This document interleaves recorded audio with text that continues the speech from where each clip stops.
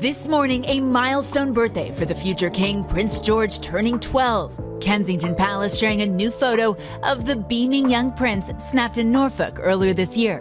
She's in the campus, so I think, that's it. Sausage. Prince George's 12th birthday bash took an ugly turn when Queen Camilla reportedly asked for his dog to be taken away from the party. Georgia, thank you. Well, the royal family is celebrating Prince George's 12th birthday today. It's a milestone for the second in line to the throne, marking major new life changes in line with tradition. The incident raised questions about the dynamics within the royal household and how protocols can be reconciled with accommodating the wishes of younger family members during personal celebrations. How did the prince feel about this? And should the Queen have done what she did? Join us as we explore the emotions and the behind-the-scenes tensions that turned Prince Charles's celebration into one of the most debated moments in the palace's history. Birthday. Joy turns bitter. Prince George's birthday was a royal event like no other. They had arranged his favorite breakfast, and relatives had shown up with warm smiles and gifts. However, the celebration became bittersweet. The rest of the day was more the same, with games and bonhomie moments. But behind everything, there was an undercurrent of tension because George kept asking for his dog. In a day meticulously executed to make everyone happy, the mood changed at the last minute. Reports have it that Queen Camilla took his dog intentionally, knowing it would upset him. Witnesses saw the young prince crying and shaking as he cried out for his dog. The silence that followed makes it even more awkward. For years, he had a dog that would walk with him through the garden and sit by his side on evenings near the fire. According to reports, Queen Camilla had the dog kicked out of the private ceremony, which has led many to call her a killjoy. She gave no explanation for her decision. Some believe it was over some protocol or household rules. Others, however, think otherwise because of Camilla's previous controversial acts. This event further showed how constricted life in the royal household is by centuries-old traditions and expectations that dictate everything from the smallest, most personal choices to actions with national importance. Whether it is the regulation of pets, room organization, or conducting celebrations, there will always be an invisible standard that needs to be kept in order to maintain the facade of formality. This formality and structure conflict with the emotional needs of the members of the royal family, particularly children trying to figure out their place in the institution. For young George, the demands placed upon him were unlike anything most children his age would ever experience. Within the palace walls, even the smallest discord risks the probing eyes of the public spectacle. What should have been a private family incident has been transformed into a public debate. For him, personal pains would always be amplified under the eyes of the world. The most intimate heartbreaks can slip beyond carefully guarded walls and take on a life of their own. How could a moment so personal to a young boy ignite a tempest of worldwide discussion? Sympathy spreads like fire. The initial inklings of what had transpired on Prince George's birthday were not communicated through official channels, but through gossip from the few staff who had been close enough to witness everything that happened. As soon as the video hit the internet, comments flooded everywhere. People from all walks of life expressed their dissatisfaction. Messages of encouragement flooded in, some expressing fury at the notion of removing a kid's beloved companion on his special day, while others shared their own experiences about their favorite and not-so-favorite childhood memories. From the instant Orla arrived at the palace, the dog was inquisitive and full of life, and George quickly became her preferred person. Whether he was hurrying her through the palace grounds or studying in his room with her curled at his feet, Orla was never far away.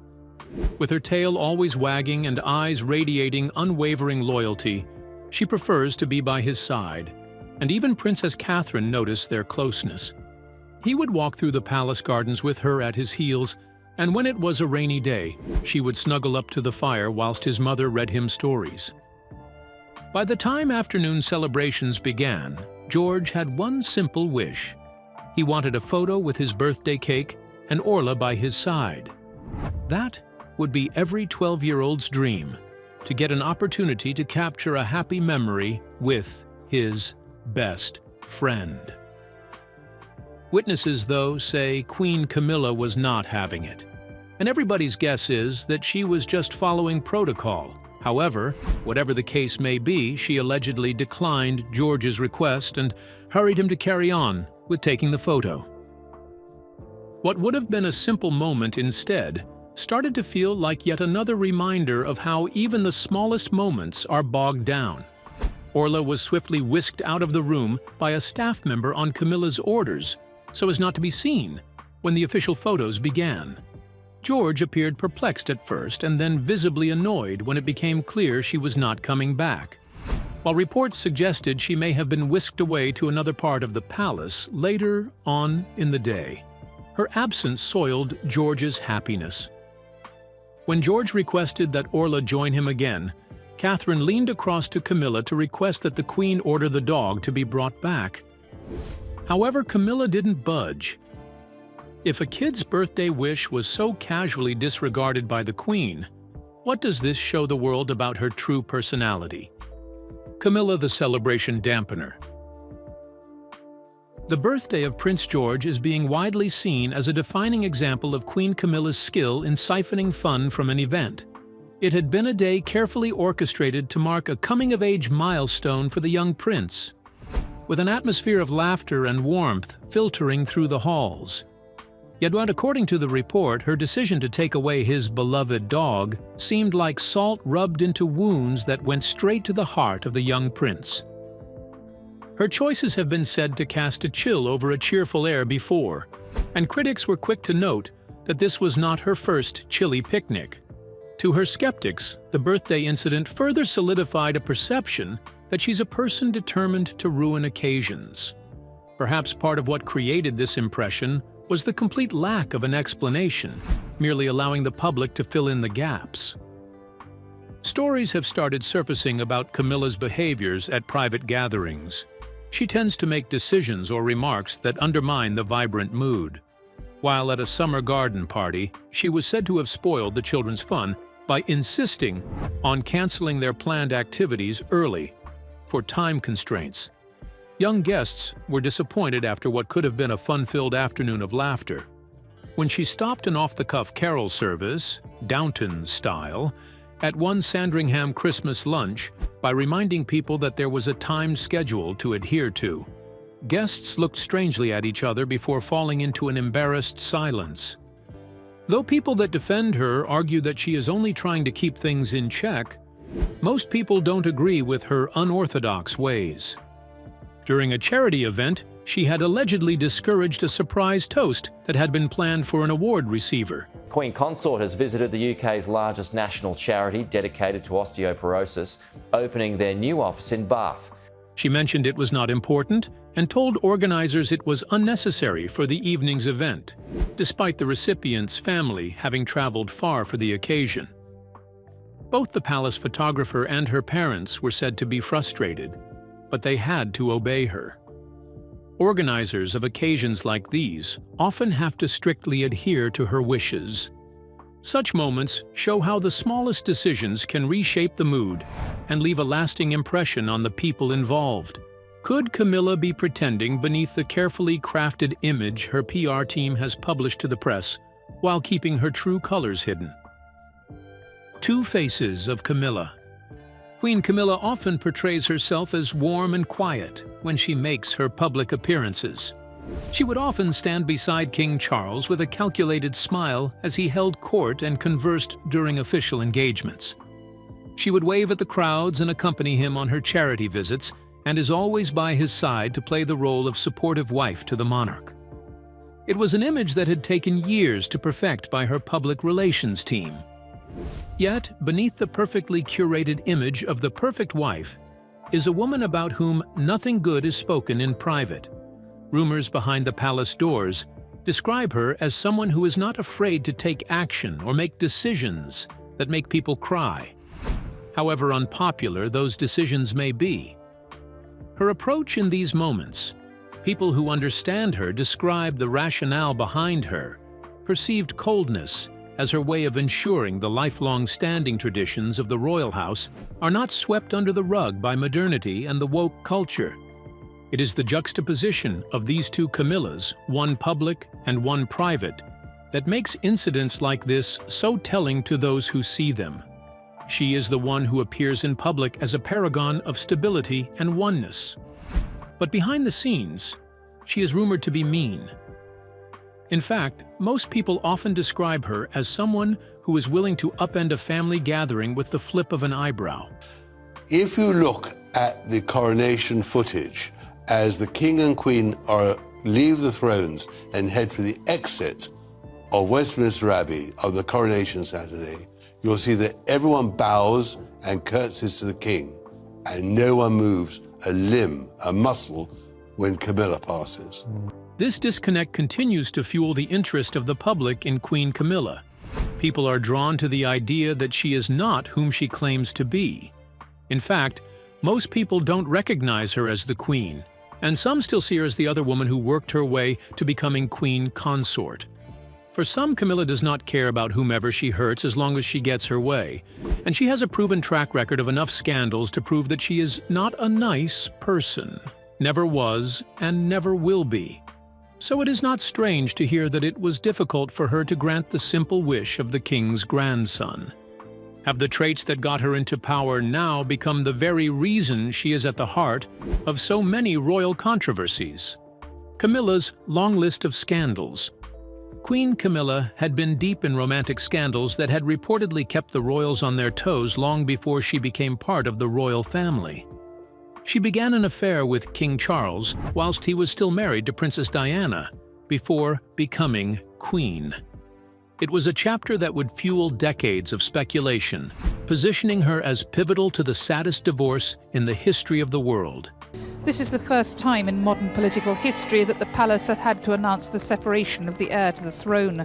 But both the Prince and Princess of Wales went ahead with their engagements today, as if to show that they have continuing, albeit separate, roles to play. Dating back some years, palace insiders have gossiped about the long list of supposed lovers Camilla has had.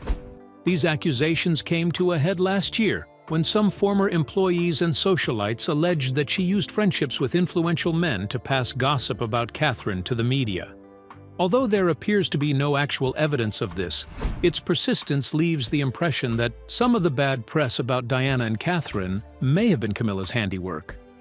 Her supporters have forcefully denied these allegations, but the rumors prove damning. This is a woman who has, in the past, leveraged personal relationships to build power, both behind closed doors and in plain view. According to some insiders, some royals were said to have been unimpressed by accounts of these stories.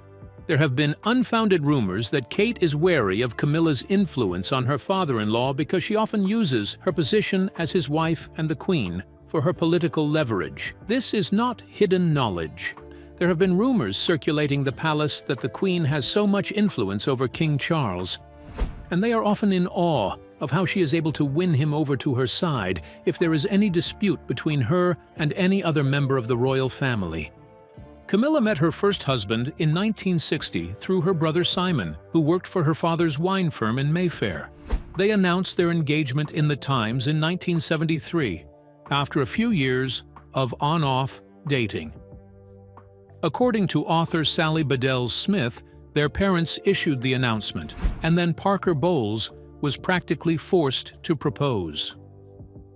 On the 4th of July, 1973, the couple married in a Catholic ceremony at the Guards Chapel, Wellington Barracks, in London. Her wedding dress was designed by British fashion house Belleville Sassoon, and the bridesmaids included Parker Bowles's goddaughter, Lady Emma Herbert. It was billed as the Society Wedding of the Year, attended by 800 guests. Royal guests included Princess Margaret, the Queen Mother, and Princess Anne, who was previously dating Andrew. After a while, she started having an affair with Charles, who made it clear to Diana that his relationship with Parker Bowles wasn't up for debate. Aware of the adverse publicity surrounding their relationship, Charles finally engaged Camilla. In July 1997, near Highgrove House, she hit another car head-on, but she did not suffer any serious damage. She began attending events as Charles's unofficial companion and went public for the first time in 1999, when they arrived together at the Ritz London Hotel for a birthday bash for her sister. Despite people not approving of the affair, she was with Charles on official engagements to Scotland in 2000 and became president of the Royal Osteoporosis Society in 2001, which put her before the public in a formal role. Some royal watchers argue that this long history of calculated moves and public defiance is exactly what fuels the friction between the two women today. Is the so-called Royal Cold War simply a clash of personalities, or is it the inevitable power struggle between the crown's present and its future? Camilla versus Catherine. Within palace walls, there is a new dynamic that people have noticed. There is an understated rivalry between Queen Camilla and Princess Catherine. On the surface, they appear united, standing side by side at major events, exchanging polite words for the cameras. But insiders say the warmth is an act, and the undercurrent is one of competition and subtle power plays. Camilla, as the king's wife, wields formal authority, while Catherine, as the future queen, carries an unmatched public appeal. That was what made Prince George's 12th birthday sour, when Catherine reportedly asked Camilla to allow George's beloved dog, Orla, back into the room for his cake photos. According to those present, Camilla refused without explanation, even as Catherine tried to frame it as not a big deal. The Queen Consort's firm no is said to have left Catherine visibly irritated. The tension reportedly extends to matters of influence over the king himself. Sources allege that Camilla has, on occasion, intercepted projects or initiatives Catherine was developing, steering them towards her own patronages instead. One senior courtier recalled an incident where a charitable collaboration Catherine had championed was reshaped to fit Camilla's schedule, leaving the princess feeling sidelined. In public, both women maintain royal composure, but insiders say their interactions follow unspoken rules. Camilla rarely challenges Catherine directly, yet her decisions often remind everyone who currently wears the crown. Those who support the princess see a clear pattern. Catherine's grace and diplomacy are constantly tested by someone determined to assert control. Whether this quiet contest will intensify as Catherine moves closer to becoming queen remains a question for those who watch the two women navigate the complex world of royal hierarchy. It is in these moments that the palace's real challenge becomes clear, managing not just events, but the emotions they leave behind. Can a well-crafted image campaign truly erase the public's memory of a scene that felt so raw and relatable? Palace PR in overdrive. For the Royal Communications team, moments like Prince George's 12th birthday incident are nothing short of a nightmare. Most public controversies can be softened with polished statements or deflected with a change in the news cycle. But a killjoy moment strikes at something deeply human. Everyone, whether royal or not, can recall a time when a special day was unexpectedly spoiled. And that shared experience makes the story harder to dismiss. Modern media made the challenge worse. Within hours of the story breaking, it spread across platforms, from news outlets to social media conversations. Images of Camilla smiling at other events suddenly looked different when paired with headlines about the birthday dog incident, creating a contrast the palace wanted to avoid. The risk was clear. If they didn't act fast, the narrative would stick in the public mind before any counter-story could emerge. In response, the palace took a subtle but deliberate approach. Without directly addressing the reports, they shifted attention toward lighter royal news, the king's charitable work, cheerful photographs of other family members, and stories designed to project unity and warmth. These diversions are a well-practiced tactic aimed at pushing out unflattering headlines. At the same time, carefully chosen images of Camilla in gentler, more approachable settings began circulating, reinforcing her public persona as a supportive figure rather than a disruptor. Still, repairing an image after such an emotionally charged incident isn't easy. The story lingers because it touches on something deeply personal, the bond between a child and a beloved pet. For many, no amount of smiling photographs or cheerful royal appearances can erase the image of a young prince in tears. While the palace may succeed in quieting the noise, the memory of that moment and what it suggests about Camilla remains alive in the minds of those who followed the story. What do you think about the tension between Queen Camilla and Princess Catherine? Do you think the palace's public relations efforts can ever fully erase the public's memory of the birthday dog incident? Share your thoughts with us in the comments section. Remember to like, share, and subscribe for more. Also, click the next video showing on your screen. You will enjoy it.